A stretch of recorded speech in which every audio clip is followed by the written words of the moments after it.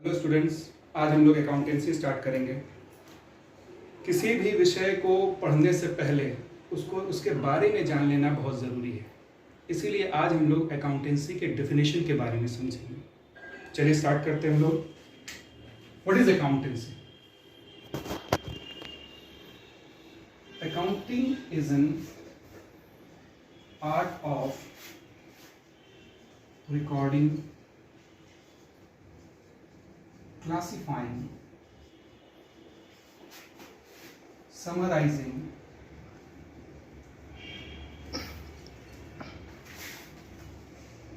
business transaction which is measurable in terms of money to interpret the result। ठीक, अब इस definition के बारे में हम लोग समझने का कोशिश करते हैं कि अकाउंटिंग है क्या। वैसे अकाउंटिंग एक आर्ट है रिकॉर्ड करने का। अकाउंटिंग एक आर्ट है रिकॉर्ड का। सबसे पहले रिकॉर्ड करने का एक आर्ट है। क्या चीज रिकॉर्ड करने का आर्ट है? Business transaction. क्या चीज ऐड करने का रिकॉर्ड है? Business transaction. Business transaction, business में हजारों तरह के लेन देन होते हैं। जब तक उसको हम systematically record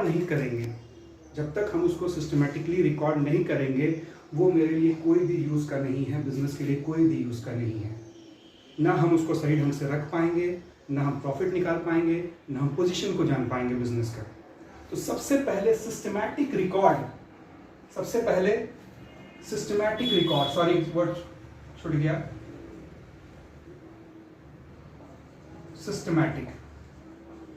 systematic recording, classifying, summarising business transaction which is measurable in terms of money to interpret the result. Systematic जब तक हम रिकॉर्ड नहीं रखेंगे तब तक वो मेरे कोई यूज का नहीं है।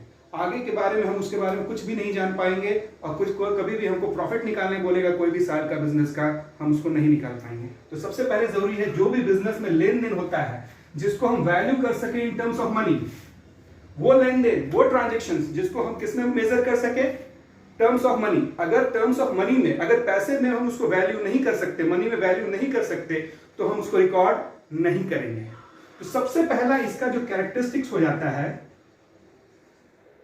recording of business transaction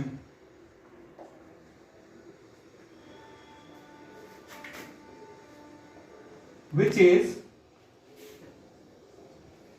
measurable in terms of money। सबसे पहले हम उसको क्या करेंगे? रिकॉर्ड करेंगे। कोई क्या चीज को? ट्रांजैक्शंस को, which is measurable in terms of money। वो ट्रांजैक्शन को रिकॉर्ड करेंगे, वो लेन देन को रिकॉर्ड करेंगे बिजनेस का, जिसको हम मेजर कर सके मनी के टर्म्स में। अगर उसको हम मेजर नहीं कर सकते मनी के टर्म्स में, तो अकाउंटिंग में हम रिकॉर्ड नहीं कर सकते। ठीक है, तो सबसे पहला काम, accounting is an art of systematic recording. क्या चीज का?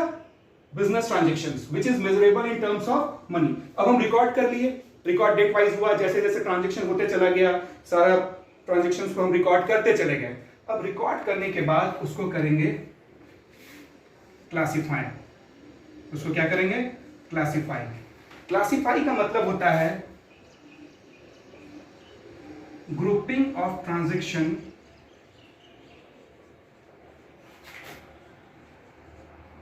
According to nature. जो recorded, grouping of recorded transaction, जो ट्रांजैक्शन को हम रिकॉर्ड कर लिए है उसको ग्रुप करेंगे। ग्रुपिंग ऑफ रिकॉर्डेड ट्रांजैक्शन, जो ट्रांजैक्शन को ऑलरेडी हम रिकॉर्ड कर लिए है उसको हम फिर क्या करेंगे? ग्रुप करेंगे उसके नेचर के अनुसार। मतलब एक तरह के नेचर का जो ट्रांजैक्शंस है, उसको एक जगह ग्रुप कर लिया जाएगा।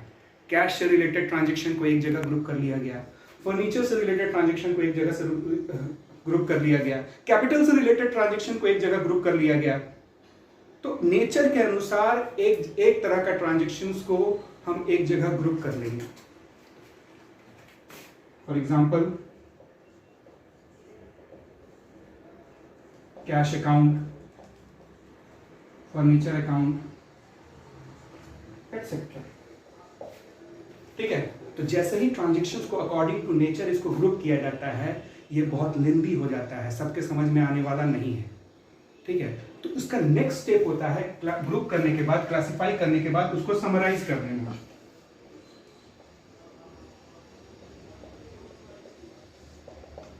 समराइज क्यों किया जाता है? एक जगह ले जाना ट्रांजेक्शन्स, जैसे कैश से रिलेटेड ट्रांजेक्शन का जो भी रिजल्ट निकला, फर्नीचर से रिलेटेड ट्रांजेक्शन्स का जो भी रिजल्ट निकला, उसको एक जगह ले जाना, जिसको हम लोग समराइज करते हैं, जिसको हम लोग कहते हैं समराइजिंग। ठीक है, समराइजिंग इसीलिए किया जाता है ताकि इसको हम ज्यादा अच्छी तरह से समझ पाए। कोई भी लोग देखे, कोई भी जन देखे तो उसको समझ में आ जाए कि आज के डेट में मेरे पास इतना कैश है, आज के डेट में मेरे पास इतना फर्नीचर है, पूरा पोजीशन समझ में आ जाएगा। और इसका लास्ट, ये सब काम क्यों किया जाता है? To interpret the result, result को इंटरप्रेट करने के लिए।